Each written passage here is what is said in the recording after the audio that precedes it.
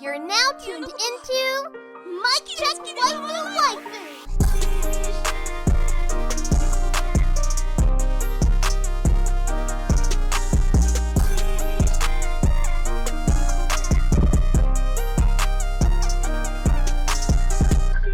Hollow and Tell, is that you? Mic check.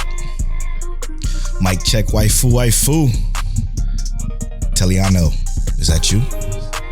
Yes, sir. We been talking about this season a lot. What's up, Polo? How you doing, brother? I'm here, man. I'm here. Welcome to episode 89, dude. Can you believe it's 89 episodes? 89 weeks in a row. I was just looking at that. It's crazy. It's beautiful. It really is.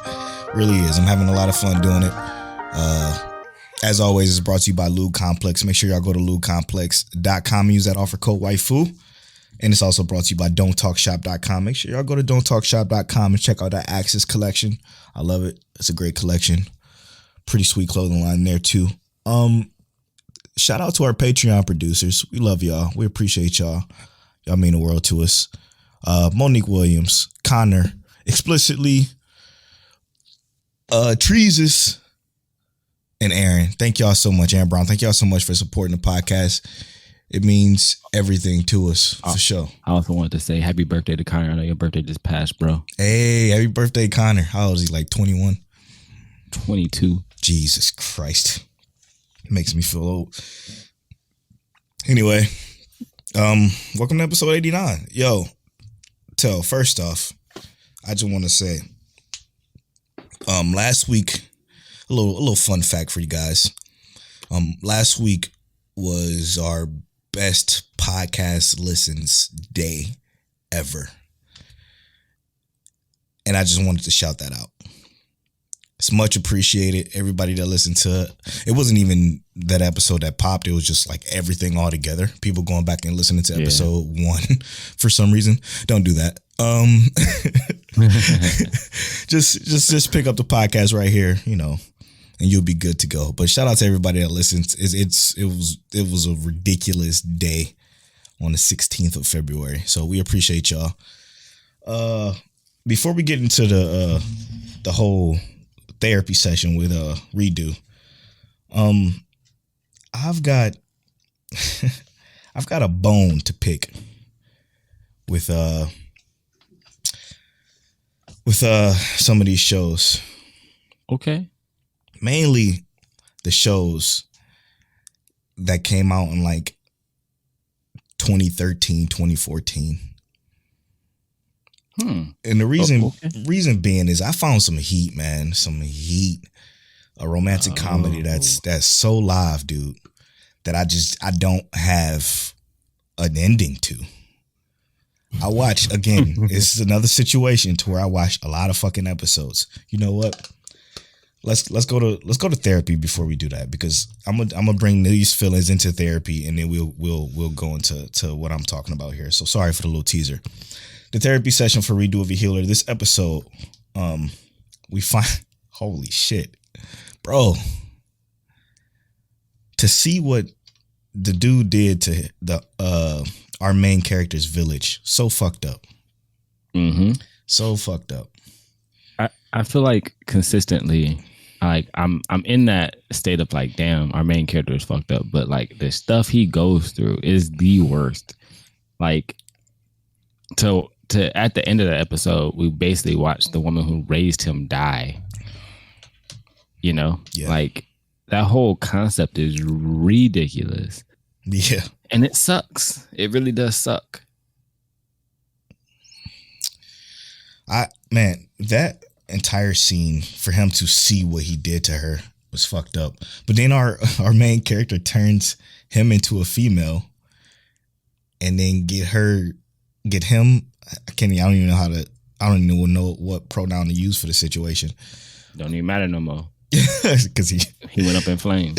He's dead. But man, that part was I was conflicted like I was in the earlier episodes. Like, damn, With him turning him to a female? No. Well, yeah. And, Really? and like essentially, it's just I can't do the whole rape thing. I actually didn't feel bad about that at all. I mean, but it's like, just, yeah, I guess. In the slightest. Like, after seeing what he did to our main character's village and like the stuff that he had those people do, and watching how like his subordinates were so okay with that like escapade, the whole scenario. To me, I no longer cared. Like, yeah, it sucks to watch people get raped on screen and whatnot like that. Yeah. But I actually had a little idea that popped in my head watching this. And it's like, the reason this show is shocking is not because of like just the rape and whatnot, but this is probably what the world really was like back when we didn't have so much technology. True. Like, when you conquered something, you raped and pillaged. Yeah, that's what they did. So I don't think Redo of Healer is so controversial because of these over dramatic rape scenes. I think it's controversial because people realize that this is real.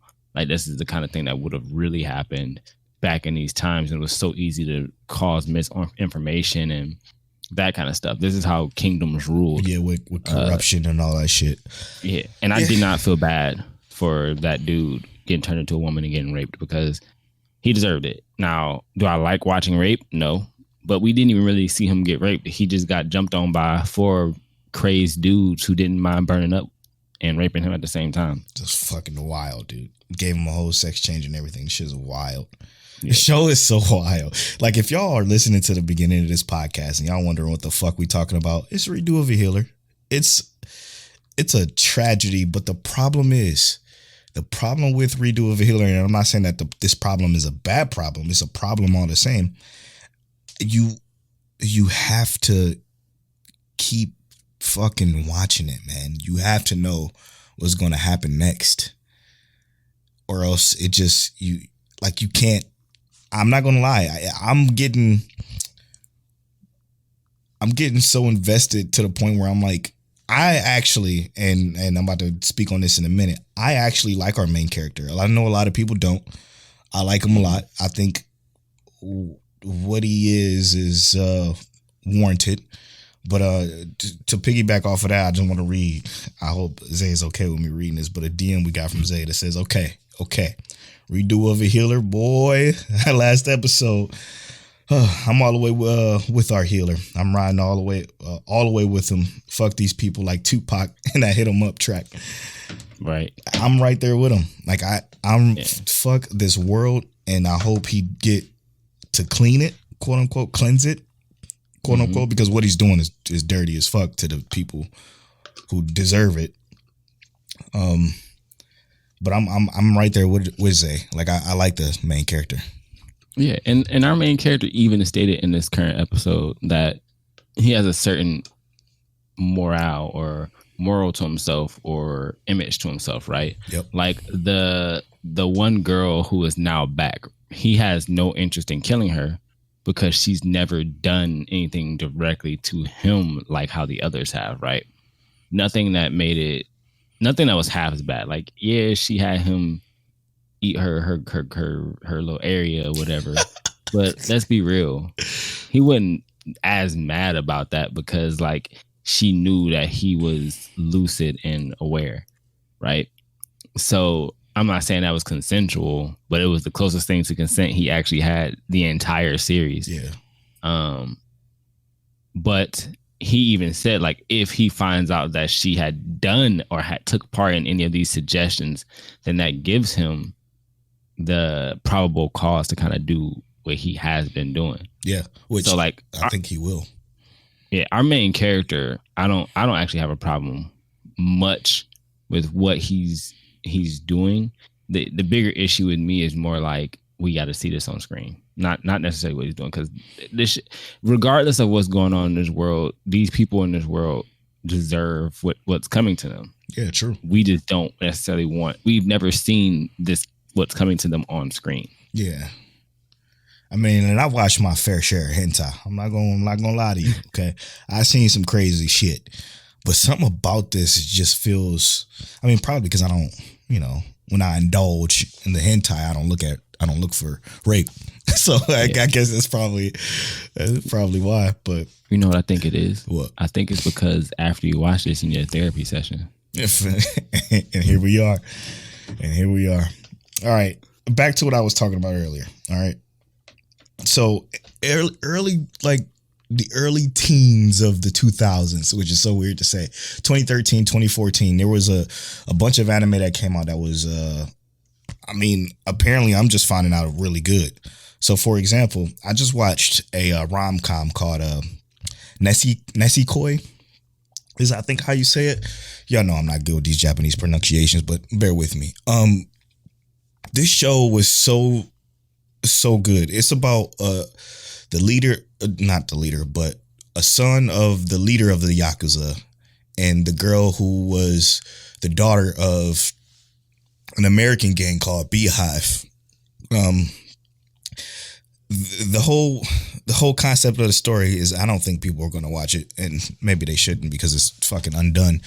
But the whole concept of the story is those two who are completely opposite like gangs decide, or their parents decide, let's marry the two because that'll prevent a war between the Yakuza and the Beehive gang from happening in Japan. So they end up forcing them to be together, quote unquote, to be boyfriend and girlfriend, and they completely hate each other from the beginning of the show. Like there was times where the girl and the dude like just fucking could not stand one another more than anything in this world. But it starts to develop between him and her being this fake couple and their like friend group. Their friend group has two other women who are also in love with this guy, the main character guy. And it had me literally laughing out loud. Kind of how, what show had me laughing out loud? Kind of how Kaguya-sama Love is War did.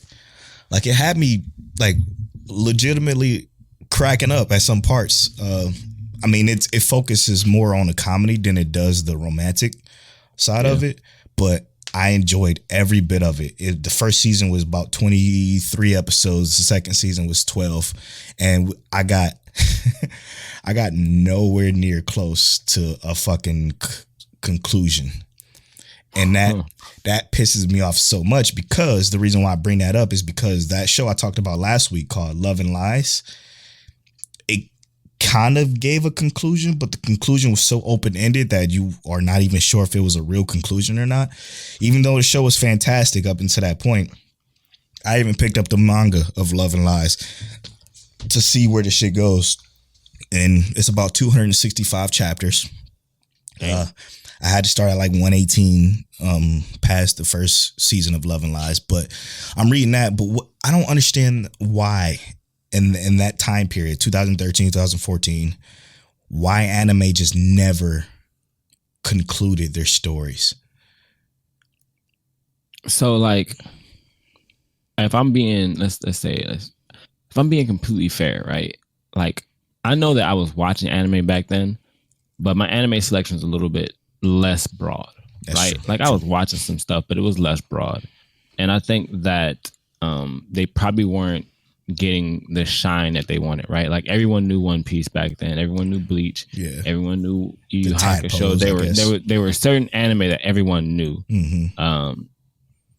And I think I was just getting into like Kiss anime at that point in time, and I was like watching anime, didn't even know the name. I would just go back to Kiss anime, see it in my list to watch stuff, and just watch it. Right? Interesting. I wish I had that list because I had hundreds of shit I watched. Man, Kiss anime lists with the shit. That was the best time. Man, talk about it. But I think during that time frame, the biggest issue was that like there was a lot of popular stuff, and it was that transition to where like it was getting really easy to watch stuff online, right? Because we had Netflix, Hulu was just becoming a thing. I think Hulu was like a internet web series based thing. Just then. It wasn't even like TV shows on Hulu yet, because I remember I watched a dance TV show that was an internet series on Hulu at that point. So streaming content was just starting to get bigger, but it wasn't big yet. Yeah. And I think it was like most of the streaming content you had was pirated, and that didn't help those those artists or authors at that time, right? True. So I think now we finally have a ecosystem in the anime community where we can be more progressive for those authors and actually get them the love they deserve. Right. And they can actually see like streaming numbers and shit, which I still do think Funimation and Crunchyroll and all those still rob those people For sure. of like proper payment and proper dues. But yeah, it stresses me out because again, it's clear that it was going to be a season 3 at one point, but it came out in 2015. It's 2021. The chances of it getting another season is obviously slim to none, you know. So it just sucks because now, I mean, I'm not going to pick up the manga of the rom-com because that's just not, I can't do that because the whole cadence of watching it play out is way better than reading it, except for Kaguya-sama Love is War. That one was done pretty well, but I do think that I'm gonna keep doing what I'm doing though. I'm gonna keep going down, you know, the older seasons of anime and just seeing what I find, seeing what kind of gems I pull from this rough. And it's been, I like what you're doing. Yeah. It's been fruitful for me so far. I've been, for some reason, okay. Here's what I wanted the topic to be last week, but since we got the Crunchyroll Anime Awards, we're gonna talk a little bit about that. There was a time where I would not touch anime unless it was dubbed. Okay, there was a time where I'm just like I can't get behind it. I speak English. I want to see how these I want to be able to feel the emotion that these people are conveying in my native language because that's the best way I understand it. Obviously, because I speak only English until fucking ReZero. Literally, ReZero flipped a fucking switch for your boy. When I tell you it flipped a switch, I don't give a fuck about dubbed or subbed anymore. I've just been going. And if it's subbed, I can almost tell if the voice acting is bad. Almost.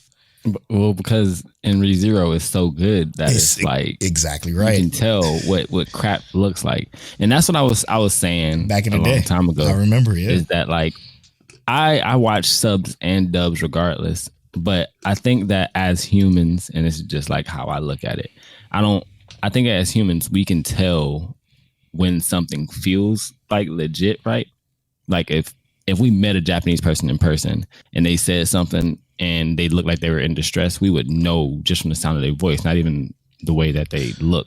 So I'm like, yo, it is what it is. So the thing is, I could tell when it's good. I'm having a hard time telling when it's bad. Like I don't know when it's bad. So? Yeah, 100%. Let me think. That's harder to gauge. Like good I feel is like we pointed out some shitty voice actors though. Not in sub though. I don't know. I feel like we did. What series was it? Because I know the series. I remember it was a series we watched that was in subs. No, I mean Demon Lord Retry. The voice acting was trash. I couldn't tell. I literally could not tell. I think I even watched Hot Dookie Water. I think I watched that dub though. Because I wanted to kick that show in the fucking garbage. All right, my bad. That shit was trash. But yeah, like it literally flipped the switch for me to the point where I'm like, I don't. X-Arm. Oh my God, yeah. Do you think the voice acting in that is good? It sounds to me like they're all robotic. Like our main character in X-Arm, he literally sounds like, I want to do this because I have to help the humanity of the world. Because he is a robot, technically. But he is human. He's an AI that's smart enough to be a human and maintain his human consciousness. All right, let me. I don't want to give validity to X-Arm. I'm not trying to give validity to X-Arm, but it's his whole transition from humanity to AI. I think is why, because at the beginning he did not sound like that. Until he start, but I don't know why I'm even fucking doing that. Yeah, I'm gonna give you that, but I 100% think that his whole life is trash. The whole show is trash. That's not even worth giving a nod to. But Yeah, it's crazy. So I mean, going back and just finding shows that I know I didn't watch because this is not dubbed, even though it's right in my wheelhouse. It's a rom-com or it's a slice of life romantic drama or something like that. I would just never pick up because I was just only looking for dub shit. I'm finding so much that I never thought I would even touch, and it's super interesting to me. I'm having a good time. What you got for us, Till? So I just picked up a manga series, Undead Unluck.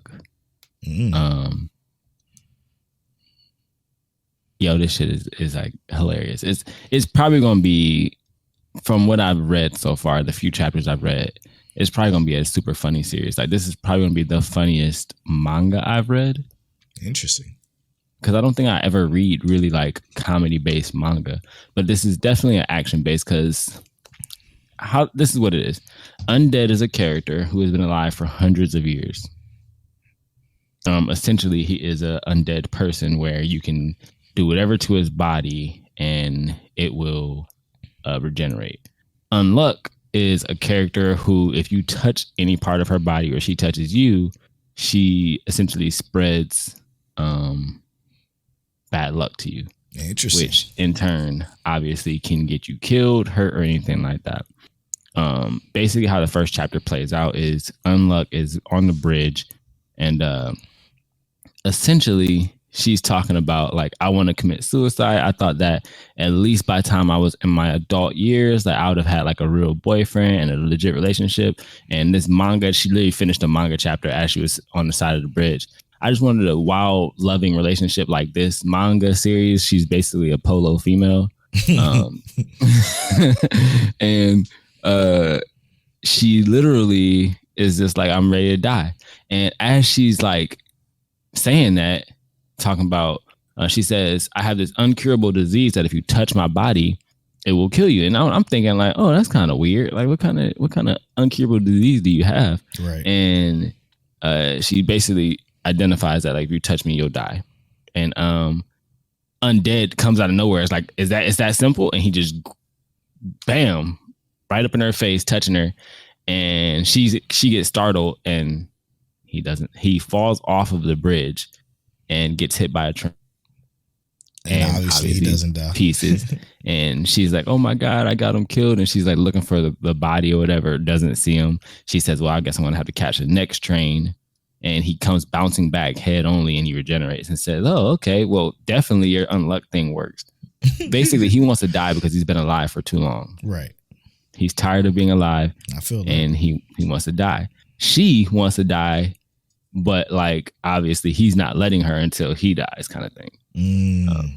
Ends up that they are both considered unclassified people. Demons. Oh.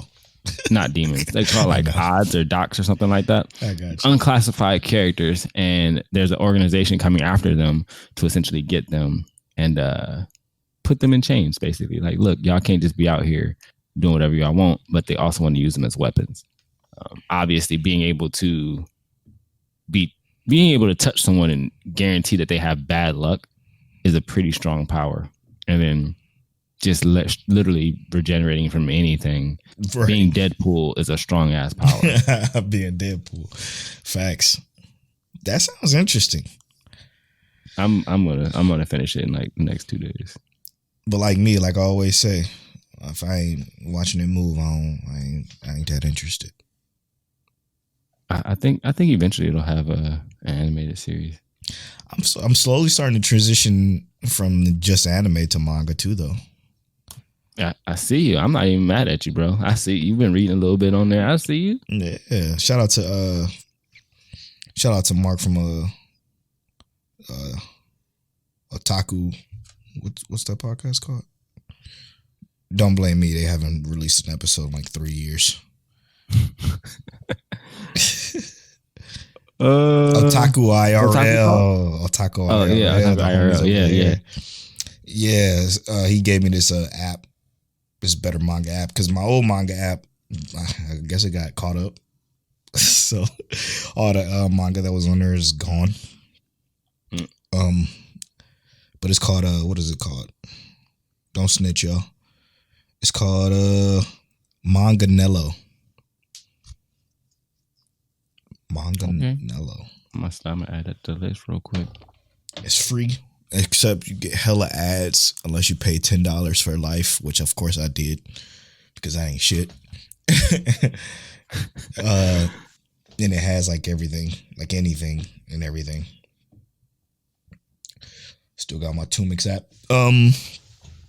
Hey, I sent Panda Closest Neighbors. Oh, she about to read Closest Neighbors?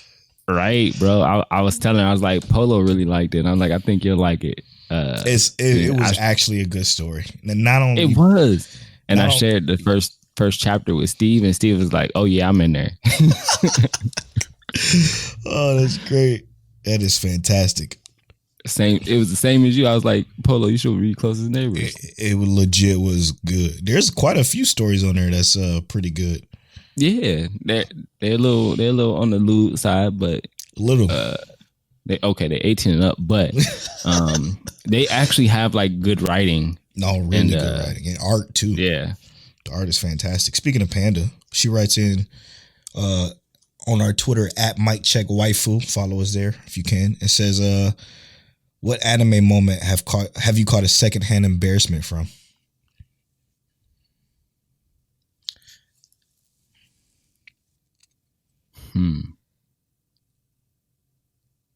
What anime would I have secondhand embarrassment from? Meaning you got embarrassed. You maybe does she mean you got embarrassed from? Yeah, like embarrassment. Secondhand embarrassment. Obviously, something happened, and you kind of feel embarrassed as well. Yes, like, damn, okay, that's exactly what I thought it was. So, one of them would be, in Kaguya-sama Love is War, where he was asked for advice about girls and he had none and he just started making up shit off the top of his head. Yeah, I have literally done that before. I have literally done that before. Oh my God, dude. That's funny. And then the other one would be a manga moment, and that's when Rokuro and Benio from Twin Star Exorcists get married. There it is. And they're like in the bed talking about they about to do the do, and they both just get completely nervous and end up just chilling and hanging out together. But I was like, yo, I know that feeling. Because like that embarrassing, yeah. Even though my wife and I was doing adult things before we got married, when we got married, it was like, yo, now we do this as a married couple. And we was kind of like, all right, so how we do this? Even though we have been doing this for like over a year now, you know? So it's just, I understand secondhand embarrassment. Mine will be probably from Love and Lies. Love and Lies. There was a moment where he was in a situation with a girl, our main character. He was in a situation with a girl. But before that situation, he was told that, you know, you have to do something sexual to this girl, and this was the girl that he didn't want to be with. You have to do something sexual to the girl because we are watching to make sure that, you know, this is a great arranged marriage, or this is going to be a great arranged marriage. And she didn't know that, but he knew that. So he went into the situation, and like they were like in a hotel room together for this observation. Yeah. He went into the hotel room and he began like reluctantly kissing her without any like real feeling behind it. And she sensed that. And it was like I felt that super embarrassing moment because he didn't even need to do this. And it kind of like, kind of fucked me up. So I definitely felt that one. I'm like, God, dude, you gotta stop, because she's confused. She's confused and you confused because that ain't true. They ain't observing this. They ain't allowed to. You should have put 2 and 2 together and made 4, you idiot. And then that was it. Everybody don't add when they supposed to be. Everybody adds when they supposed to subtract. Facts. Everybody subtract when they're trying to add. Facts, bro. Facts. You said you wanted to bring up some B-stars. What's up with B-stars? So I don't want to go into too much detail on B-stars. I know you ain't gonna watch it until it's done. Yes, until it hit Netflix. But I want to talk about the inner monologues on B-stars. fantastic. One of the best. I really fucking enjoy them. I'm not gonna say the best One because of. we did have My Teen Romantic Comedy Snafu, or My Teen Romantic Comedy Snafu. If you remember our But review, that's what we said in Beastars. It was like that inner monologue was so brilliantly written.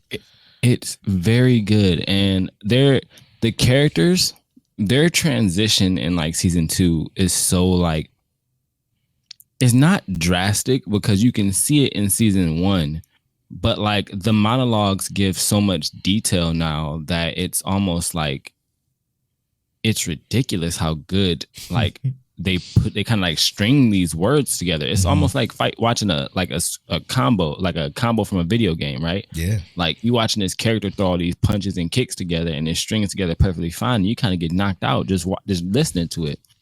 I'm excited for you to actually get into Beastars season 2 because it's not a full 180, but the series itself is almost different.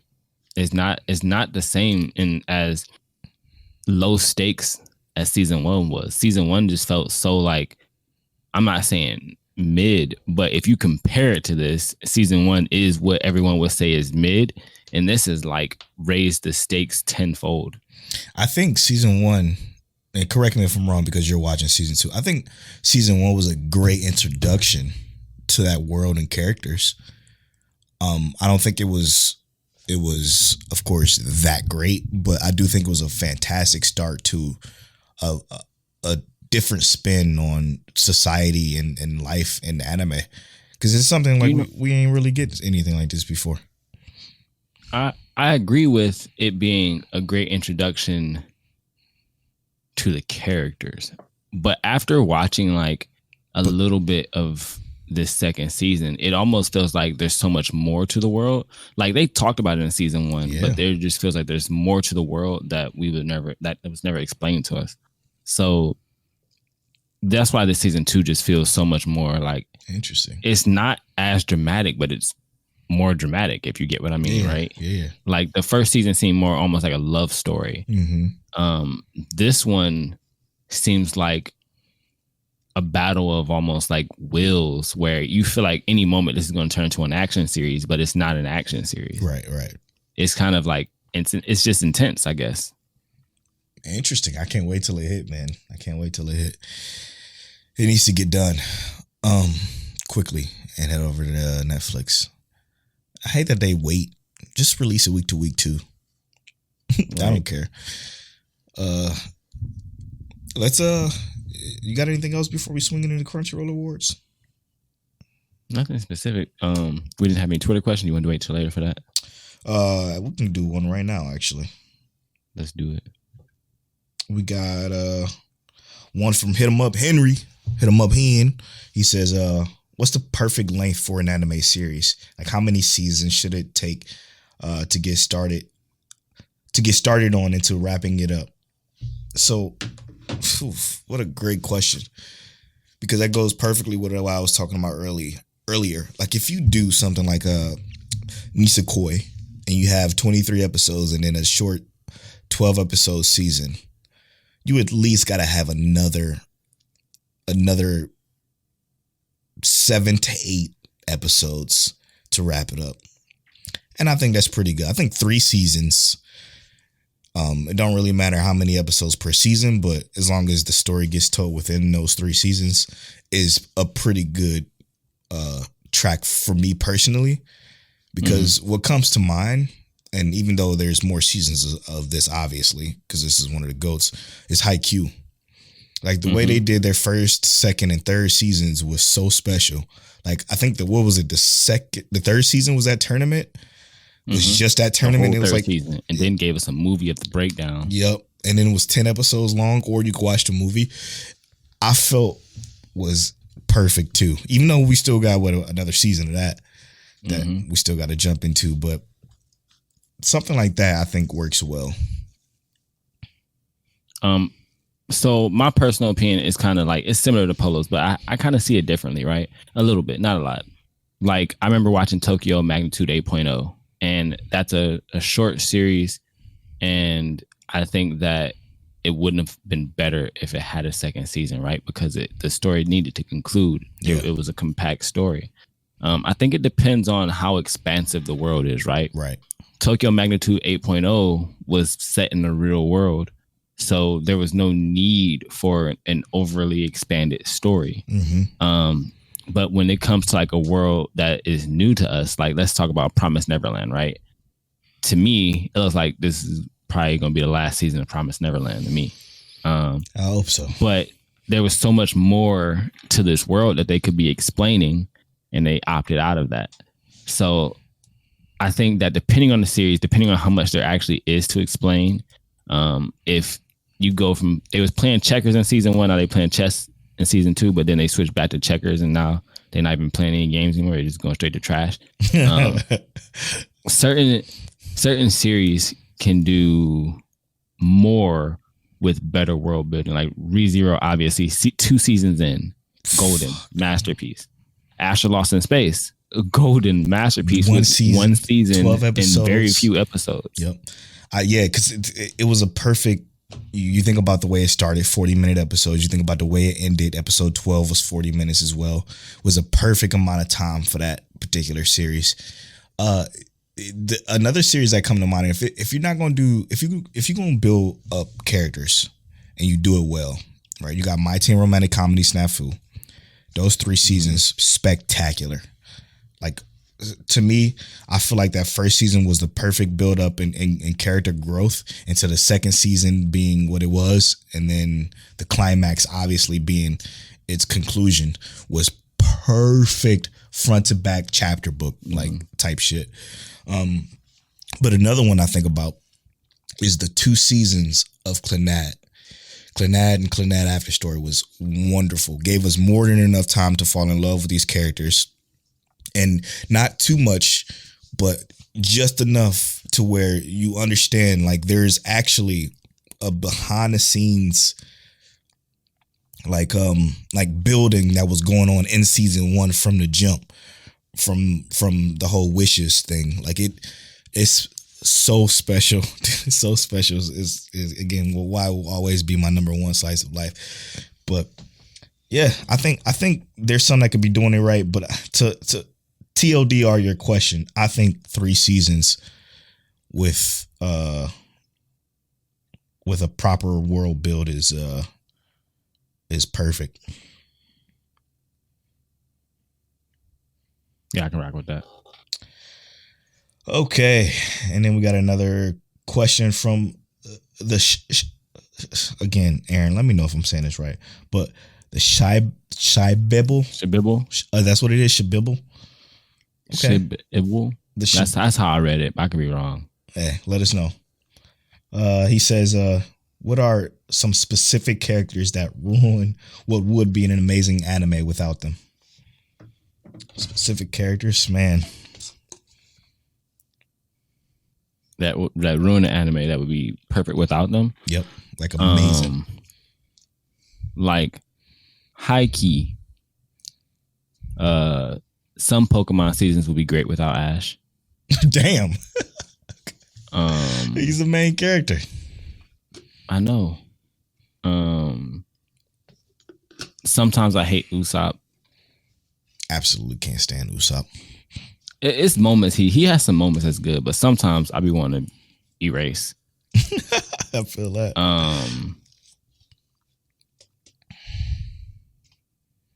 What's another couple of characters? One Punch Man would be better without Genos. Absolutely. Absolute fact. I think Promised Neverland would be better without Emma. Really? Yeah. Ray and Norman is all that's needed. Ray specifically, he's great. Ray is fucking amazing. But we're gonna talk about that a little bit more later. You know, I keep thinking of the character we all couldn't stand in Clannad, the blonde dude, but I do think he was necessary. He was a great counterbalance to what otherwise was a kind of a drama heavy show. Yeah. But I mean, he was part of the drama at some points too. That is, yeah, he did have his moment, but he had to get that wish. It had to get that wish built for the rest of what it was. But what was that show I was talking about? Oh, Photo Cano. Oh yeah, the whole side cast. The whole photography club can go. Literally just in the way. Otherwise, that series would be literally a 9. That's funny. That's funny as hell. And this is an honorable mention. I don't agree with this, but apparently Fire Force would be better without Tamaki. Get the fuck out of here. She's phenomenal. I entirely disagree with that. And so do the Watchers. The Watchers also disagree with that. And so does obviously Mike Check Waifu because we are Fire Force stands over here. Facts. Fucking facts. Yeah. Okay. All right. So, Skylar's dad says, I missed a few weeks, so now I am here to redeem. You and Tell, or Polo and whoever is reading this. Who else would it be, bro? It's only 2 of us. The moment our kids in an anime are you. Wait, what? At the moment, you are kids in an anime, I'm assuming he means. Oh, okay, yeah, that's exactly what he means. Ninjas in the tuning exam, Pokemon trainers, or getting your hunter license, or clones in Lost in Space. Which kids are we? I'm assuming he's asking. All right, so one more time, give me the list of kids. He says, at the moment, you are kids in an anime. Are you ninjas in the tuning exam, Pokemon trainers, getting your hunter license, or clones in Lost in Space? All right. Hear me out. You want to go first on this? You want me to go first? The whole time. You can go first. All right. I can't be a clone Lost in Space because I don't trust nobody enough to get me back home. Facts. Like, I know my limitations, and nah. We gonna be dead. Yep. And we gonna be best friends when we dead, but we gonna be dead. We gonna have a good time. I'm gonna keep Lost in Space as a viewing experience only. Bruh, who you telling, man? Because we are not them. And I mean, if I'm gonna be a clone, I better be a great clone. Like, you better make me a clone of fucking the best athlete, the most smart person in the world. True. Some of them was useless. Like, I can't, like, useless, like, not useless in terms of like she could only sing, really. So yeah, she kept y'all entertained. Yeah. So she was fun to have around, but come on, bro. She didn't get them back home. She was my waifu in that show though. Yeah, she was cold. Hunter license, I'm good on that because as a child, seeing a gentleman like Hisoka, I definitely would be turning around. Yeah, I'm just, and I don't mean in a way that's good for him. I mean, I'm turning around, I'm going home back to my mom. I don't mean in a way that's good for him. I hate it here.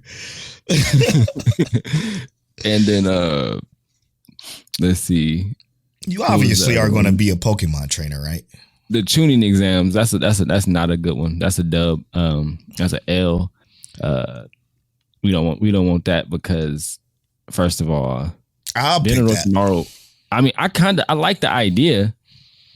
I'm gonna be a Pokemon trainer. We're gonna be real. Yeah, of course. You're gonna be a Pokemon trainer. Then that's obvious. And I'm gonna be a ninja in a tuning exam. And I'm gonna get my shit. There's way less chance of dying as a Pokemon trainer. Well, do I have to worry about Kyogre, Groudon, and all the other legendary Pokemon once in a while? And you're not gonna die in a tuning exam. You're not Naruto himself. That was a uniquely special situation. You gonna get your ass beat.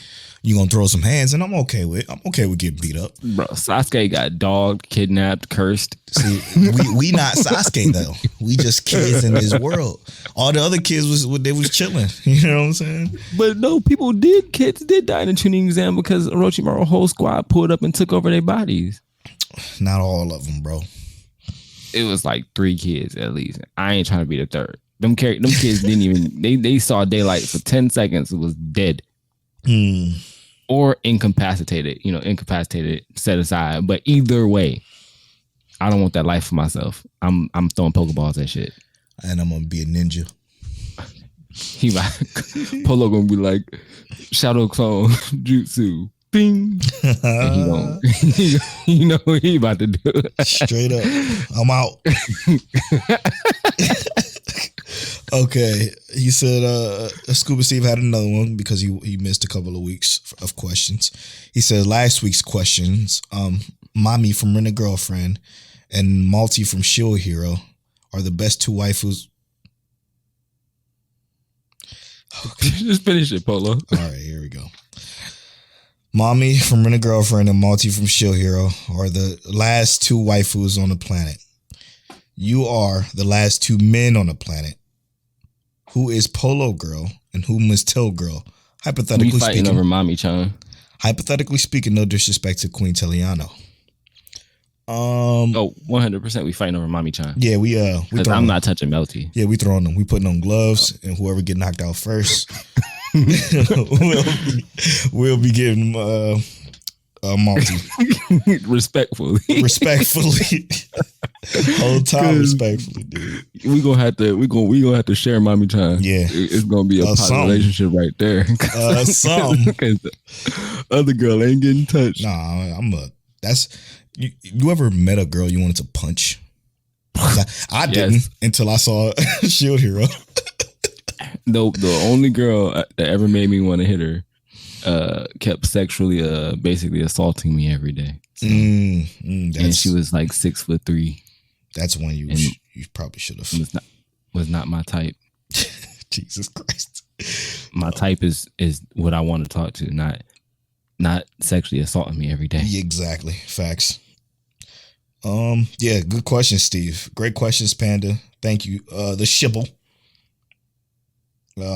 Shout out to you, Hand. His damn questions. Is that you? Don'tTalkShop.com. A brand that is anti-procrastination. A brand that we believe in. When it comes to following your dreams and goals, we believe that it's best that you don't talk about it. Be about it. Go to Don'tTalkShop.com and press start. Browse the shop. And use that offer code Waifu15 to save 15% off your entire cart. Wear the change you want to see. That's the one. We did it. Is that you?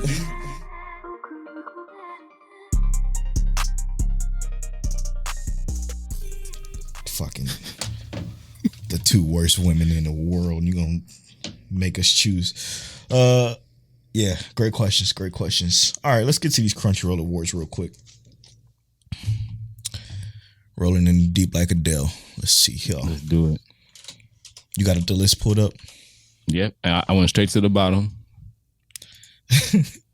All right. So where do you want to start? I want to start at the bottom. All right, let's do it. Because at the bottom of the list, we have Best Fantasy of 2020. And I entirely agree with the winner of that being ReZero. Of course. It had Dragon Quest, Ascendance of a Bookworm, Tower of God, Dorohedoro, Decadence, and those were its competitors. In my opinion, the closest one for me would have been Tower of God. Yeah. But I know more about Tower of God than I know about the rest of the series. But yeah, fantasy stories. Dorohedoro got a lot of nominations, and I don't think it was that good. I couldn't get past the first fucking episodes. I was so just bored, annoyed, and visually unimpressed that I just didn't want to watch anymore. Well, it was that it had that 3D downfall. That's true. What else you got? Oh, well, this is for you. Best couple is Nasa Yuzaki and Tsukasa Yuzaki from Tonikawa Over the Moon. Yes, Lord. Is that good? Absolutely. Is that good? Absolutely. You love that couple? Yeah. I'm going to watch it. Is it done now? Yeah. It's a fantastic show. Great intro. Fantastic outro. The cast is wonderful. It's a comedy that's romance first, but still pretty hilarious. I enjoyed that one. That one definitely deserved it, even though I think the Kaguya-sama Love is War couple was in there, but they're not even a couple. They're just two people that happen to like each other, but they can't tell each other they like each other. Because the other one loses. Exactly. Like, it's just that one, I don't know. Another arena that Polo and I love is nominees for best score, Yes, which Lord. was the winner of that was Tower of God, but it had to compete with Beastars, Keep Your Hands Off Aizoken, Great Pretender, The God of High School, and Japan Sings 2020. None of those, but The Great Pretender and Tower of God needed to be on there. No, Beastars is fantastic too. Beastars has a great score too, but I think season 2 of Beastars so far score is better than season 1. But Tower of God, I feel like the music always hit when it needed to. Oh my gosh. Oh my god. Oh, she was fun. She was fire. That one deserved to win. Yeah. And then best comedy of 2020, what do you think that was, Polo? Did you already look at it? I didn't even see what the nominees were. Best comedies nominees were Keep Your Hands Off Aizoken, Kaguya-sama Love is the War, My Next Life as a Villainess, Sleepy Princess and Demon Castle, Kakushi Gato, and Misfit of Demon King Academy. Best comedy? Yep. The fuck? Why is Misfit of a Demon King Academy in there? I know that don't make no sense to me either. But Kaguya-sama Love is War won that one. They should have. Okay, good. It was a freebie because ain't nothing else in there that funny. No. Best drama was Fruits Baskets. Yeah, deservingly. But what else was in that one? We got Great Pretenders, Japan Sing Yesterday for Me, Beastars, and Somalia the Forest Spirit. I'm about to watch Sing Yesterday for Me this week and report back next week. Okay. So I'm gonna let you know if that's a good drama. Bet. Best fight scene. I don't think this nomination would be the same if they watched this week's episode of Jujutsu Kaisen, but nominees for best fight scene. The winner is Deku versus Overhaul from My Hero Academia season 4. But the runner-ups or the nominees were Satoru Gojo versus Ryomen Sukuna. That was only like 3 seconds. Yeah, it was quick. Jin Mori versus Jagal Taik. No.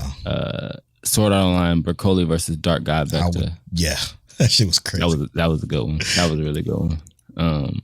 Jin Mori versus Han Daiwi, which how did Tower God? I mean, not Tower God. The God of High School done it twice. And Akudama Drive, Brawler versus Master. That was a pretty good one. Yeah, that's the one I think you really liked. Yeah, that fight was the only fight in Akudama Drive that had me like, oh shit. The rest of it, you liked a couple of them, but I think that was one you said like you ain't like that, and I was like, no, I thought it was mad decent at best. No, you were talking about the one where they were on a train. This is the one where they were on a bridge. Oh, yeah. Okay. Oh, yeah. And that was a pretty good one. Yeah, they actually both died. Mm-hmm. But yeah, Akudama Drive is trash. So My Hero in the overhaul is I guess is a good winner. But wasn't that last year? Isn't this the 2021? I'm confused on how this shit works. This is 2020. That happened in 2020. Yeah, but isn't this didn't they call this the 2021 Crunchyroll Awards? Do they do this shit like they do Madden? I thought it was 2020. Oh, okay. I was confused. This is 2020. I was confused because on their Twitch it said 2021 Crunchyroll Anime Awards, which let me check, which is weird. Yeah, actually on the list it don't say any specific year. It just says the. Which that would make sense though, because that Jujutsu Kaisen fight was last year, and it was in 2020. Yeah. Okay, all right, we can move on. Best character designs, which we already talked about this one because I think we both agreed on this one. Yeah. Of 2020 is Toilet Bound Hanako-kun. Easy, beautiful. Great. Okay, I love these characters. Talk about a Square Enix studio. Yeah, it looks like Square Enix game. Keep Your Hands Off Aizoken was in there. Great Pretender. Brand New Animal, which I did like those character designs as well.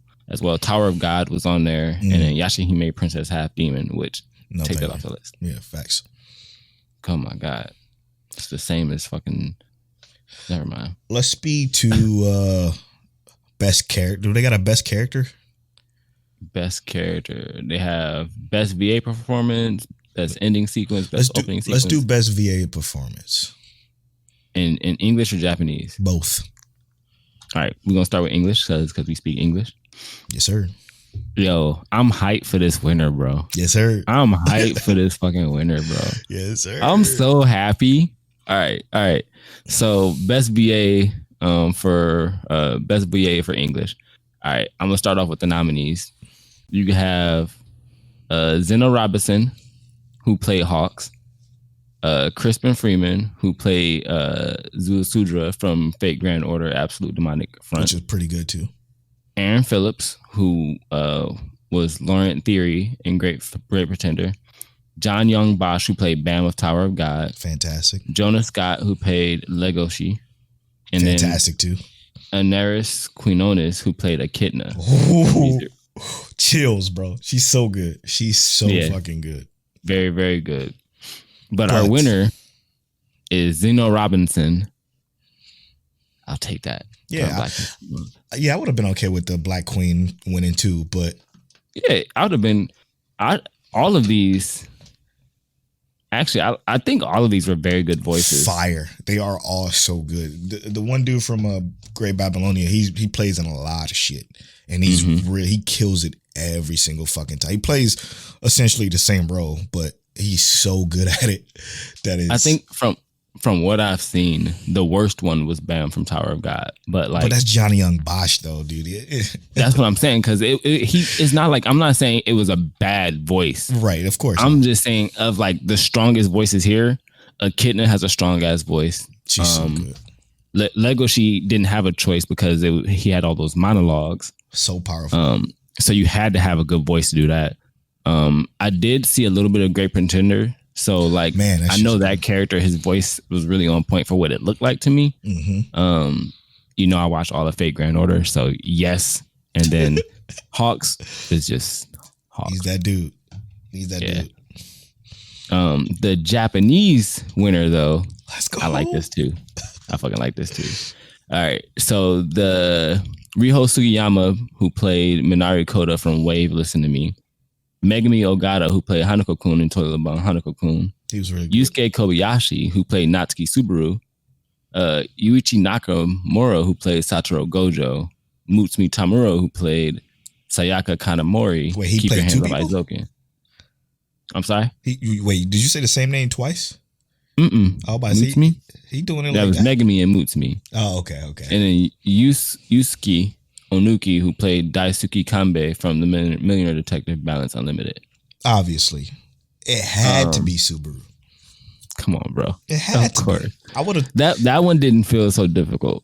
No. I mean, I would have possibly gave it to Hanako-kun or Gojo, but I didn't see the others. Gojo, I think, is the closest to the second. Yeah. Because his voice is so like, it's low, it's high. He's fun. He got all of it. He got the range. But Natsuki too is. This is what flipped that switch. Every time he's doing either a dramatic scene or he's doing a serious one, you can feel it. And I don't even speak Japanese. He's at all. Talented as hell.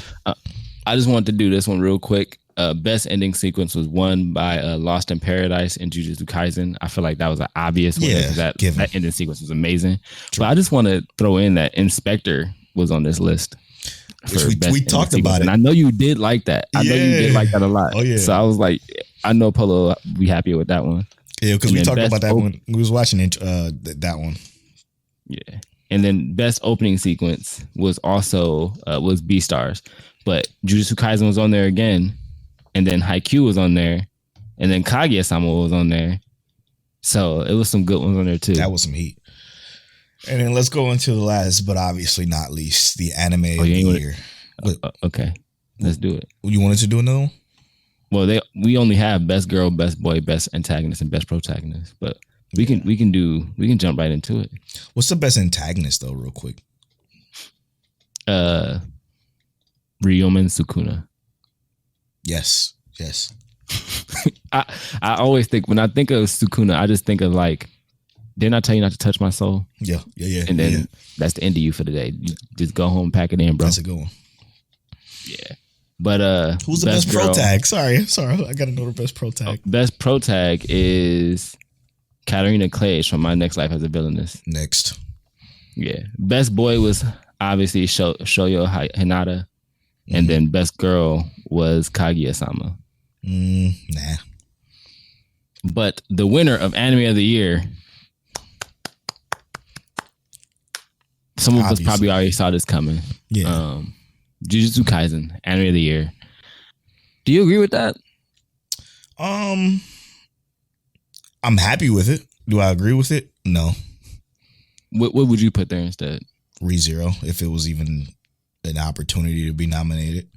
Because the start of season 2, from that first half of season 2, was so spectacular that I would have obviously given it to that. But for a new show, Jujutsu Kaisen rose above all expectations. Even though our expectations was already high. I think my expectations I was worried. Were you? Because I was because so many people was hyping this up. I was worried. I didn't think Jujutsu Kaisen was gonna be good. After we had God of High School. Trash. That people hyped up so much of God of High School that I was like, God of High School is gonna be trash. God of High School better be good. And after it fell off like that, I was like, Jujutsu Kaisen better be good, or else like I'm not taking anyone else's recommendations off anime Twitter ever again. This one to me, I sensed had the potential to be good. I was just worried about Mappa. That's the only thing I was worried about. I wasn't worried about the show more so than the animation of the show. Yeah. Because the one thing I can't stand, and I say it all the time, inconsistency. If you're gonna be inconsistently, like if you're gonna be good but inconsistently good, then you might as well be bad. And if you're gonna be bad and inconsistently bad, like one moment you be good and the next moment you bad, like you're just fucking bad. So just either be bad or be good, and I'm fine. Like, you know what I'm saying? Like I'm cool. Yeah. Like I know what to expect when I watch X-Harm. Like I can't be watching this show one moment and you got, Black Clover, you got one moment, maybe 10 seconds of good and 42 minutes of bad. Like it ain't even that long, but you get what I'm trying to say. Right. I just can't stand it. But that's it. Crunchyroll Awards literally have the weight of a stapler. Yeah. I don't care about it. I never did care about it because I think I don't even know the validity of it. I mean, I guess it's for us over here to have something anime related. I like that they have this kind of thing. But Crunchyroll doesn't encompass. There's a lot of anime that gets missed out on Crunchyroll. So much, yeah. Stuff that hits Funimation that doesn't hit Crunchyroll. So it has stuff that did though. It cost them both. But there's some that's like, I would like if it felt like the list was a little bit more expansive. Yeah. Or if they took in, some different, I guess. I feel that. Some different stuff. But it's, I'm not completely upset with it, but it's okay. It's not the worst thing in the world. I think they can make it feel more valid, but also it was COVID.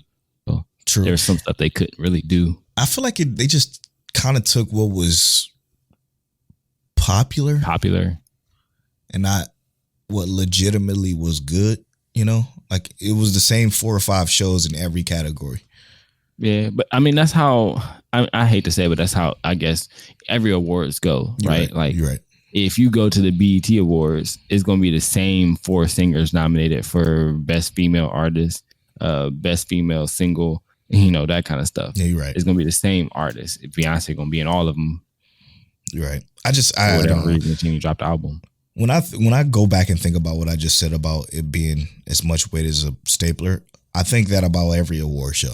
I think that shit just means nothing, to be 100% honest with you. So take that for what it's worth, I guess. I know the Mic Check Waifu Anime of the Year means everything. That's all I'm going to say. Exactly.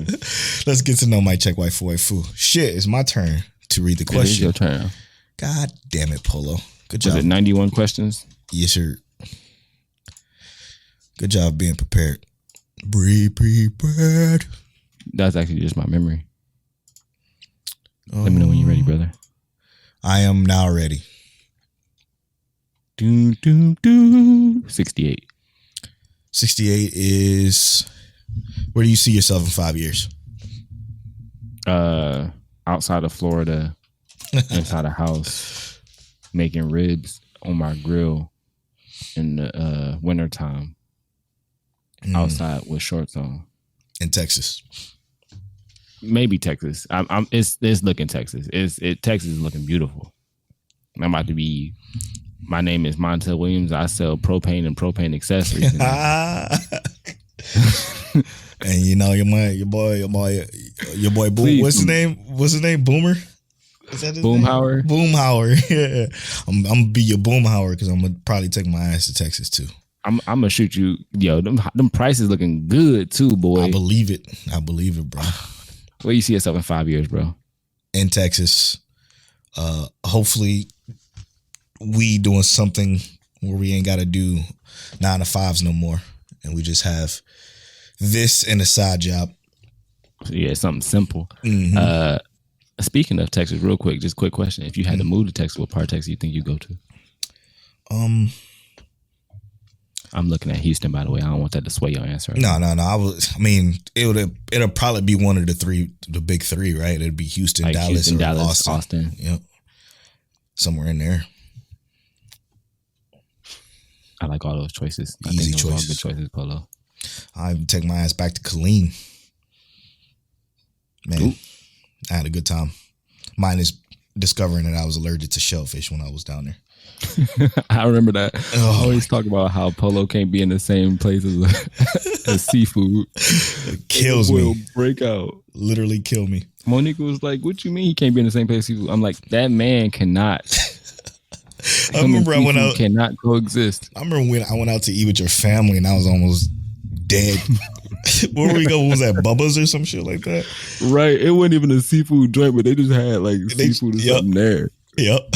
I'm like itching. I'm like, it was awful. So bad. Oh my God. Oh man. All right, we're gonna take this quick break, and when we come back, we're gonna discuss the spoilers for The Promised Neverland, Attack on Titan, Reincarnated as Slime. A lot of shows that we watched. Hopefully y'all all watched them too. If not, make sure y'all come back. But the first thing we're gonna talk about when we come back is The Promised Neverland. And we're going to sing the hate of that show. But we'll be right back after this.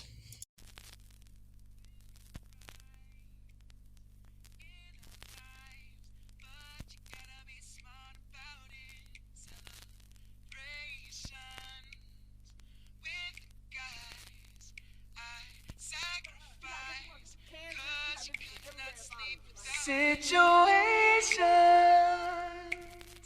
will arise in our lives, but you gotta be smart about it. Celebrations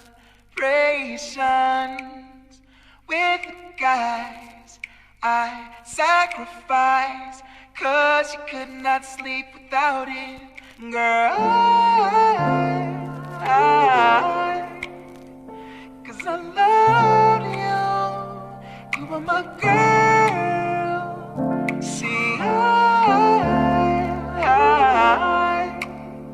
but the world of you, but so you know,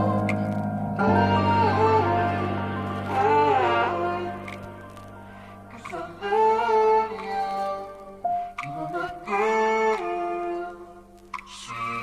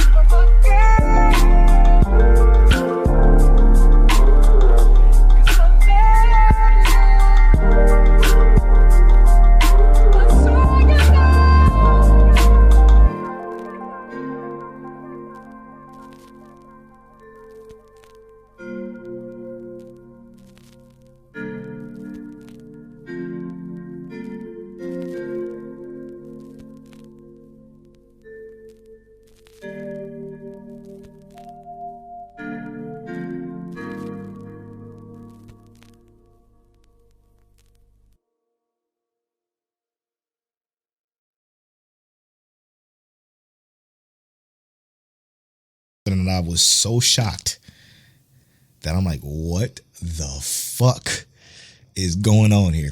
Okay. I'm gonna have to pick that one up for real. It's so good. I'm shocked that it happened the way it did.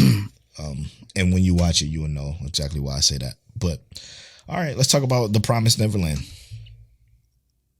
So this episode of Promised Neverland actually was basically Trash. an entire. You said what? It was trash. It was an entire manga chapter, and it didn't happen exactly like how the manga happened, because obviously that beginning was entirely separate. Yep. The part where they were in the separate room with the Lambda kids, that was basically word for word, but less aggressive as the manga had it. The manga had it seem like the Lambda kids were going to kill them because they didn't agree with Emma's perspective. And they didn't have them be as aggressive as they were in the manga. But that beginning part, I'm really just thrown for the lack of details. Like, there's just so many details missed out, and it just makes it. I feel like it's just so unenjoyable right now. Yeah, it is. It's so meaningless to me. The only thing that happened in this was that conversation. I mean, yeah, and the fact that it solidified my hate for Emma. Like, because she was like, why would we want to kill the monster? Why we want to kill the people that's been eating my brothers and sisters for years, and many other people's brothers and sisters, and many other people's family members. And why do we want to kill them? Because there's two people who maybe don't want to eat humans, and one of them we know do want to eat humans. You just want to hunt them down. Like, it's so fucking stupid, bro. Well, they don't know that. But I know, but it doesn't matter, you know? The way this story has played out for me, just, and I hate to say it, but I've lost so much interest. Like, sadly enough, and I hate to say this, I saw a post on Twitter that tagged, like, I can't remember, it might have been like Funimation or something, and said, go ahead and cancel Promised Neverland. And I kind of fucking agree with it. It's like, just cancel it. Like, I'm just let me throw this on the Watchers 100 list. Like, I watched it, but like, cancel it, because this doesn't feel good anymore. No, and from somebody, tell everybody know he's the manga reader. He's read the entire manga of The Promised Neverland. I did not, and I feel the exact same way. Reason being is because, like, everything that happened that's up to the point where it is now don't feel meaningful at all. I feel like they were going at a great pace to start.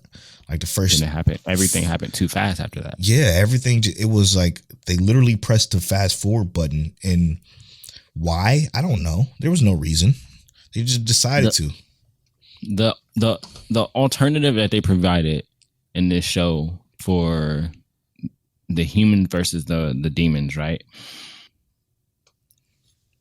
It is the same thing. That's the same thing that Norman had been planning in the manga. The issue is that, like, how quickly it got here. Right. We haven't even seen the town yet. We still don't even know all of the main antagonists yet. Like, there's so many details that are missing out. We just know that the demons are the antagonists, and then we're gonna see. I know what we're gonna see, and it just bothers me that it's like, this is about to be trash because we don't know shit about these characters, and we just gonna go in and kill them or try and kill them. Right. It's it made me forget that the demons recruited Isabella. Like, I forgot all about that shit. I don't care about it anymore, like I did when it first happened. That shit gonna piss you off too. Yeah, I'm not surprised. Just the fact that Emma is as trash as she is, though, baffles me. I'm gonna be real. People hated Emma the whole time. Like, in the manga, no one really liked Emma. I like Emma because I think she's consistent with how her character is. Do I think she's a good character? Not actually. Would I like her to be my friend? 100%. I think she would be a great friend. I don't think so. But would I want her to be like No, I wouldn't want to survive with her personally. She's a 'cause dumb she's gonna friend. do what. Yeah, she's dumb, but she's not dumb. Is the thing. She's not dumb, but she she's not is. dumb. Yeah. I don't know. She's resting too much on her laurels, and it's just not. It's not the place. Like if this was, I don't know, if the kids were just slaves. If these were all humans Mhm. and we didn't have to worry about demons, Yes. yeah, Yes. do your thing, baby girl. I'm with you. But these motherfuckers entirely survive off of their digestion of humans. Kill them Like all. they literally are unstable without you. Thus, They're going to they eat need you, and they actually don't mind. Like they don't care that like y'all are humans. To them, you're just cattle, and you taste good, and you make them better. They're fiending to have you. Yep. There's no logical dressing for you to make that make sense. My for, issue for her is to want to I keep don't- them alive. Right. I don't understand how Emma don't understand that she's a Japanese A5 Wagyu steak Exactly. running around, and these motherfuckers are tired of having that like fucking Walmart week Great old value, steak. They yeah. tired of having it. They ready for that Japanese A5 Wagyu, and she literally sitting there like, I am the best steak you gonna get, and saying, you know what, I might give y'all a chance to eat me. All right, question. Manga spoiler question. Did the little girl actually not need to eat humans? Yeah, she don't eat humans. Okay. So the demon girl didn't eat humans at all and didn't need to. No, she's never eaten humans. Okay. The evil blood, and they didn't explain it very well because they just skipped past a bunch of shit. The evil blooded is literally a race, or not even a race, but like if they ingest her blood, they no longer degenerate. So like the dude of the evil blooded clan, he doesn't degenerate. He just likes the taste of humans, but he doesn't want to eat humans unless they're like free. Right. So he wants to be able to hunt humans as like free beings. But no, they don't need humans to survive. They can eat whatever they want to because she has the evil blood. If she shares her blood with anyone, they all no longer degenerate. And oh my God, it had the potential to be so good. Oh. Potential doesn't matter. No, that's also the reason why so many people didn't like the manga ending. You'll see, because I'm pretty sure this is gonna go straight to the manga ending because it's literally almost at the end. Seriously? Yes. This is like dead close to the end. Damn, they only going 2 seasons, 11 episodes for this final. That's so terrible. It's bad.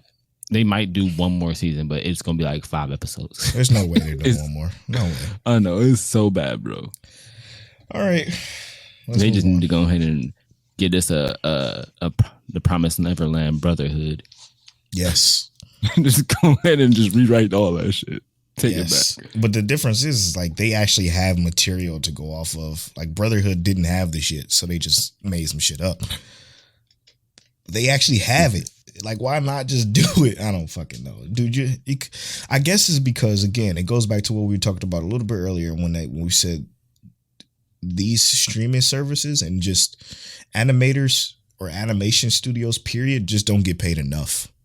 Like, he's probably like, the author is probably like, yo, fuck this shit. I'm not about to spend my time, making sure that this is drug out the way it's supposed to be, like I did in the manga. The manga's done.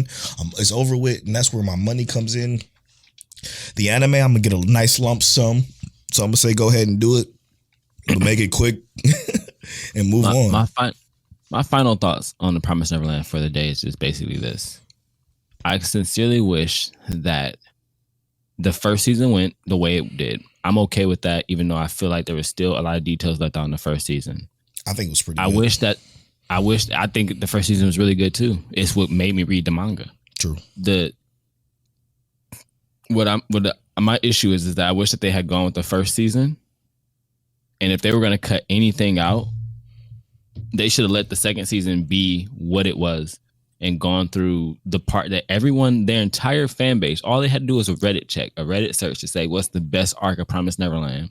They would have said Goldie Pond, and they would have just left that there, and then gave us like an entirely new ending that they could have just put in a movie or some shit, something that would have been like different, but didn't get rid of Goldie Pond. Because when I tell you, like Polo, you were gonna love Goldie Pond.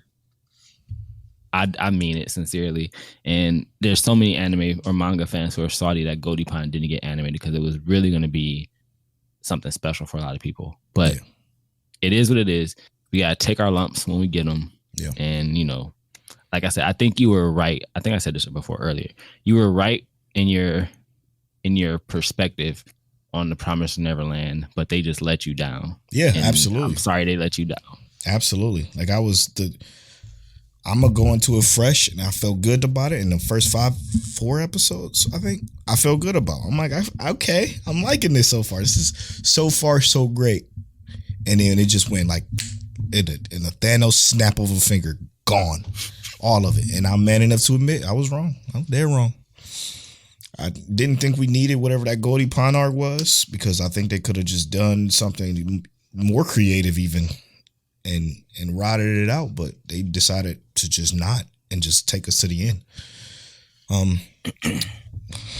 Anyway, set up. Let's wash that taste out of our mouth with ReZero, please. So, yo, this show, and I know we say this every week, but why is this show so damn good, bro? I did not thought I would care about Roswell's backstory until we got it. Right? Until we got it. And when we got it, I'm like, oh shit, this all fucking makes sense, man. It all makes sense.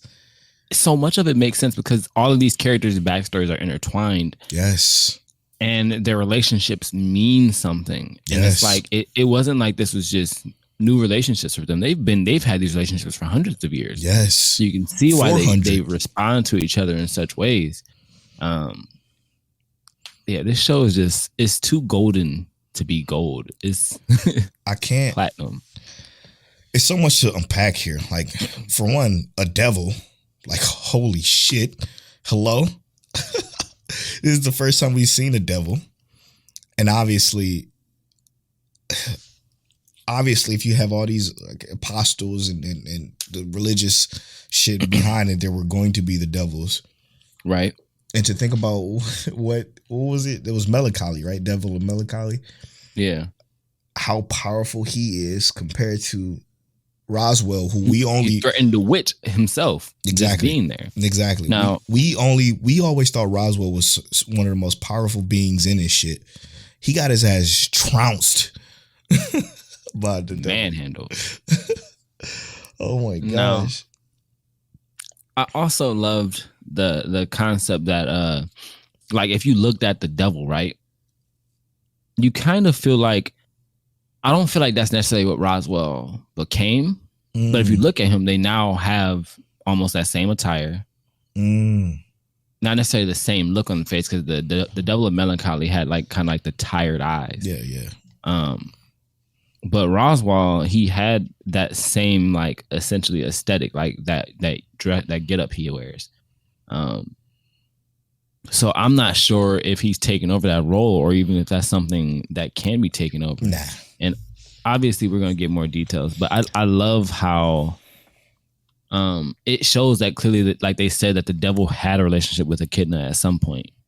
Like they had known each other, and he or she separated from him because of probably his ridiculous fucking power and his melancholy ways. Because I think there's too much bad blood there, right?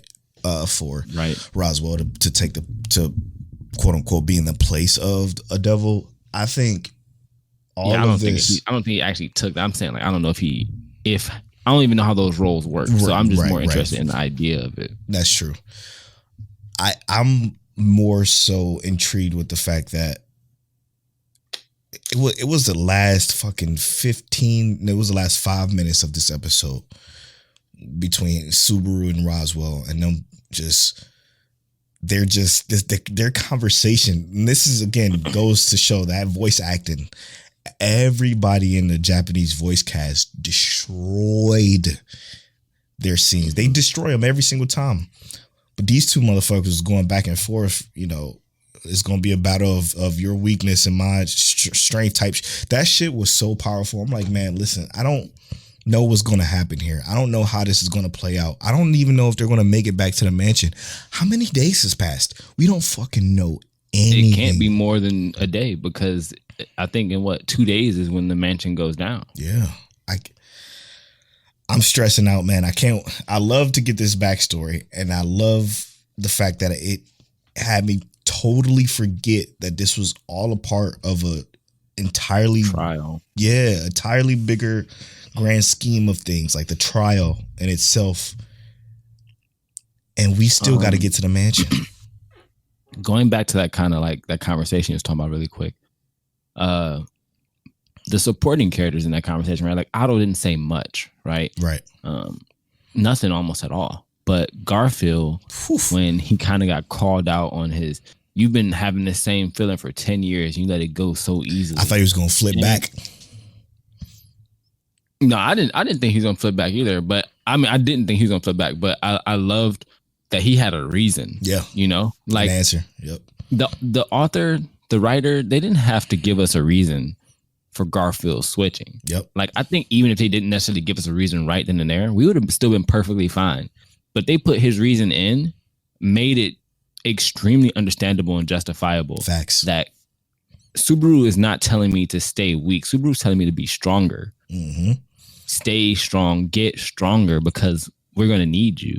And it shows the parallels between like Roswell and Subaru, but it also shows the divergence of how those characters are so very different in terms of how they want to get people to change, right? Mm-hmm. I love it. It's way entirely too special. I don't understand how people, like, I understand that people waiting to binge it because that is the fucking way to watch this. This shit has been the hardest week to week of my life. And that's whole time. Like, I cannot stand waiting. But the problem, I mean, not the problem. The great part about it is we have so much week to week that just falls on different days that kind of sit well for me because I'm able to watch it that day it comes out, and then go next day is something else that I can watch, and the next day is something else I can watch, and another day is 2 more shows I can watch. Like I feel good about that at least. But man, this is getting rough. I know I cannot wait to rewatch it. That's what I'm looking forward to the most is to just to just see everything, to just see what I missed, because I guarantee you it's stuff we missed. Like, there's no way you watch ReZero once and not think you get everything. I'm sorry, there's no way. Man. And I'm looking forward to the rewatch. All right, let's get out of ReZero before we stay on this all night. We certainly can. Let's talk about, what you want to go, Attack on Titan or Reincarnation? No, let's end on Attack on Titan. Let's talk about Reincarnated as Slime. Let's do it. The sound, did you hear the sound design in this shit? They kind of almost Fire Force-esque. It got active too, bro. I loved it. Straight up. It man, I was shocked, to be honest. I didn't expect it to pull up like that.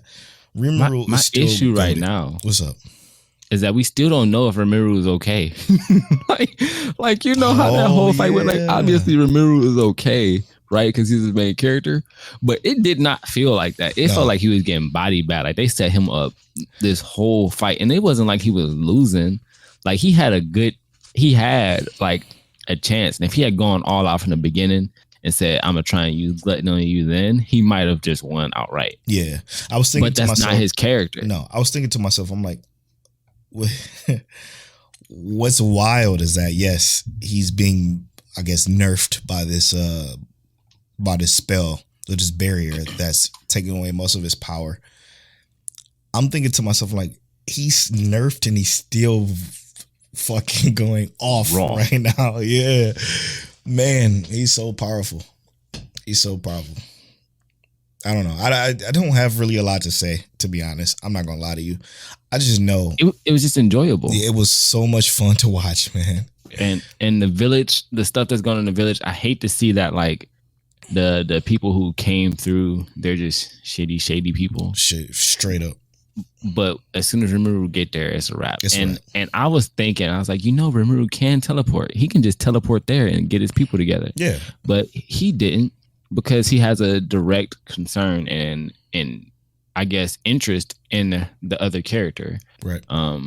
He was asked to help her. Mm-hmm. So being the character he is, that's what he's going to do. He doesn't necessarily know how much danger his village is in or his town is in, but he's going to find out when he pulls up. Right. And we're going to see what happens when he absorbs old girl, because it looks like that's what's about to happen. Yeah, hopefully he can bring her back out.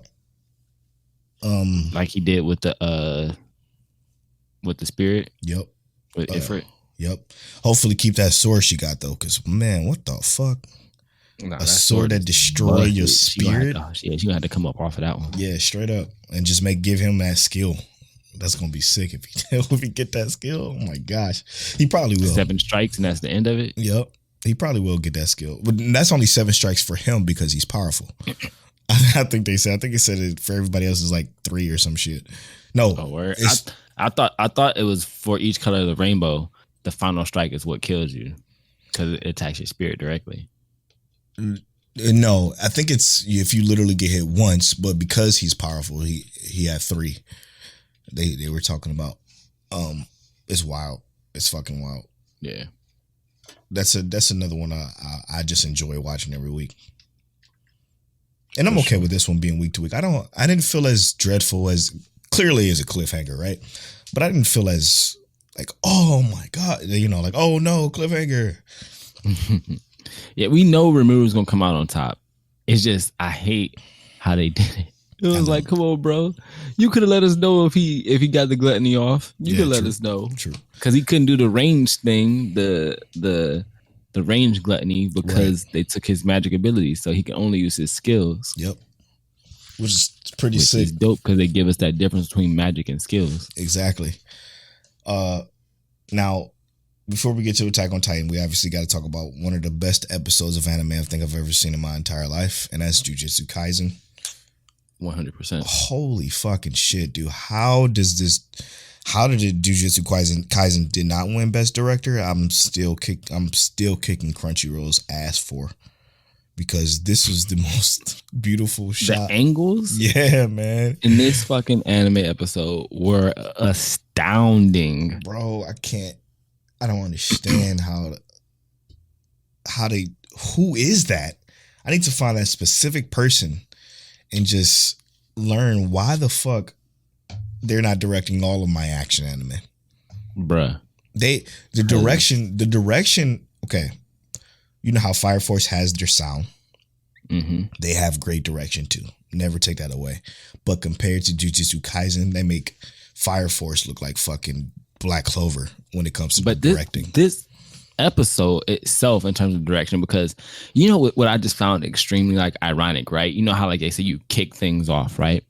That's what they did with the direction of the show, like, because it was just good, right? And then as soon as Yuji ran up and he did a double kick, boom, boom, to the side of the curse, that's when the angles just shifted. He went boom, boom, and you can see the whole like dynamic of the episode change in the direction the camera flows with. I'm just like, oh my God, they going off, bro. Off, man. They were showing out. I don't understand how you do this in a fucking anime this well. I don't believe that I've ever seen anything this well done. Now that I think, you know what? A close second, I would say, to like with the direction is Initial D. It's an older show, obviously, but Initial D's camera angles with CGI being new at that time, so they use that quite a bit. But those camera angles in those races were gorgeous. A lot of still frames, a lot of CG, the car, the camera coming inside of the car through, and then you see the anime drawn characters and it goes through the car. It was beautiful too. But I just can't. I think that's the only show that I've ever seen come close. The closest comparison I have, I won't go to Fate, because I think the anime itself doesn't have that same angles. The closest angles I would say to it would be like the fight between Sho and Sho and Shinra. Yeah, because that was the only episode where the angles were so dynamic in that show. Because in my opinion, I think Fire Force looks overall better in terms of like their detail when they're fighting. Facts. But the direction of Jujutsu Kaisen is so dynamic that it makes up for it, right? Like, can we imagine if Black Clover just managed to keep up with at least that much detail? It would be actually okay. But Fire Force, that was the only episode where the you can tell they dropped a lot of budget on that one because of how everything went. But this episode, Jujutsu Kaisen, man, chef's kiss. Facts. The way they do 3D angles on the 2D plane so perfectly. And that's what it is. It's the camera spins around the character. It's going from the back of the head of a character to the side of the character to the front, all in one smooth motion where it looks like it's like you're watching the Matrix movie for the first time ever in your life as a kid. Like, that's what it felt like to me. And I just want to say, between that and the characters, this show has been one of the best new shows I think I've watched in many, many, many, many years. Because there's not many new shows that came out this season since we've been doing this podcast that has been this good. I can't think of one. Not this good. Not this good. Only one that I would say has been as good as Astro Lost in Space. Yeah. But still. And we're talking about like story wise, Astro Lost in Space, but direction wise, like how the director did this, there's nothing that's been this good. Facts. Not even that one episode of what's the name of that damn shit that broke the internet? Fucking Tanjiro. Oh, Demon Slayer. Yeah, that show's that sweet one too. episode of Demon Slayer was good, but it ain't this good. I mean, again, I like Demon Slayer, but I just like it. It was cool. All right, moving on. Finally, my least favorite episode of Attack on Titan yet. For sure. Panda sent us a message and said, fuck Gabby. always and forever. I hate her. Can't stand her. I don't even want to. I hate her. She's truly a fucking idiot. There's no way you're this brainwashed. Nobody in the world is this brainwashed. I don't care how good the brainwashing is. Like, look at what's his fucking face? She's literally Samuel L. Jackson from Django Unchained. Bro. Yeah. Hell yeah. I don't there's no way in the hell you should be this caught up to where everybody else around you, like, when what is his name? Falco? Falco. Even Falco is like, look. It's like, yo, common sense real quick. She ain't got nothing to do with what happened in Marlian, or you don't even fucking know what happened back then, because guess what, your great grandfather wasn't even born, motherfucker. Like, right, you talking about what happened 1,000 years ago, you know? Yeah, a whole 1,000 years ago. Like we talking about what happened 4 years ago, bro. Exactly. Your people pulled up on us 4 years ago. Exactly. Normal town folk living. Just normal folks, fucking period. Y'all drop Titans on. They're just living. And y'all drop entire Titans on these motherfuckers because of y'all just scared. And Falco, even let's say Falco is still 100% against the Eldians, right? He said, let's blend in until help comes. Simple. Why didn't that just seem smart? Because she's if stupid. you want to be of service to your country and your people, how about instead of just going out dying trying to be a badass, how about you actually think about what's the next move and get it fucking done? You basically exposed yourself. Exactly. I love the fact that like Falco was like, he like was telling her dumbass, like, look, that guard was legit worried about you. Like these people are legit worried about you. And then when a girl came through and she was just telling like, yeah, what did my mother do? Like, yeah, tell me what happened? What did she do to deserve that? Yeah, what did she do to the Marleys to deserve that? She like, shut your dumb ass up, bro. Be eaten alive. Yeah, you got an answer for me? Like, she was like, well, what your people did to my people 1,000 years ago, or whatever the fuck she said. And she's like, yeah, but my mom was here 4 years ago. And every time she was like pointing that out, I'm like, just look how stupid you look. And then you could tell that she felt stupid. Like she felt like a complete idiot. Like you're brainwashed. Trying to come up with reasonings. There's no reason. There's no reason. My favorite part of this episode would have to be when the 4 suspects leaked that information about Aaron. Yeah. That was fantastic. And I'm like, that's real shit. They was like, look, all we want is freedom for our people. And we want to make sure that we're not, like, the world already hates us. We need to establish some kind of place to not be hated anymore. Right. And Aaron can do the rumbling. And he did the rumbling. I get it, Hanj. You got to be a leader. You got to make good, responsible decisions. But Aaron has not directly hurt anyone. Nope. Of our people at all. And then to think that whatever you're doing is really going to stop him is also asinine. What? There's not a single one of y'all that's going to stop Aaron outside of Armin right now. He's literally chilling and Armin can't fuck with him. Like, I control you. It's a done deal. That's it. Like you can't fuck with it. And what I like is the fact that he's like, look, I'm gonna chill, but I'm just letting you know. What are y'all doing? What could you do? By the snap of my motherfucking finger, I'm huffing and puffing, I'm blowing his whole shit down. He did say at the last episode, didn't he? He said, what could you do if I decided to go ape shit right now? He said that I have the Warhammer Titan. Yep. He said to TLDR it, he said, I got the Warhammer Titan, which means that not even a building can crush me, bro. I can seep underground, tighten up in this motherfucker, blow everything down on me, and then come back up with the attack. It's just so much, man. Yeah. It's just so much that he could do. And yeah, I just love that he's like, I'll roll with it for now. Yep. Because we have an ultimate goal.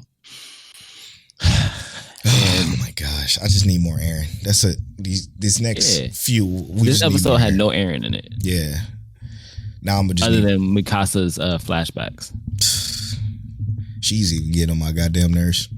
Yeah, because she's so touch and go right now. She better just pick her boy side and leave. Yep. Her and Armin. All right, well, that'll wrap. All right, so we just finished talking about Attack on Titan. Should Mikasa stay with her boy Aaron? I think so. Jujutsu Kaisen best directed anime of the year. Facts. Apparently not the Crunchyroll. Reincarnated as a slime came in with a little bit of extra heat today. Let's see what happens next week. ReZero, obviously best fantasy anime of the year, and our favorite anime of the year. The Promised Neverland. Go ahead and cancel that Funimation. Just do y'all thing. We had our break. Let us know what y'all think about that song. We all the Crunchyroll awards right before our break, and also before that we had some nice Twitter questions. Steve thought he was going to stump us, and he never does. Beastars Season 2. I personally just love those monologues. They are ridiculous. I also read Undead Unluck. We also had a couple of other questions between, like secondhand embarrassment. And Polo talks about his dive into the past of 2013 anime. It was a Nizokoi. Mm-hmm. And we also had our around there. I don't know if it was 2013, but it's close enough. Goddamn it! Right, and then we also had our therapy session with Redo of Healer. Clean. I'm at Polo Bornfly on all social media. And I'm at King Teliano on all social media. You can follow our social medias at Mike Check Waifu on Twitter and at Mike Check Waifu on Instagram. And as always, Mike Check. Check. Oh, I gotta get a new mixer.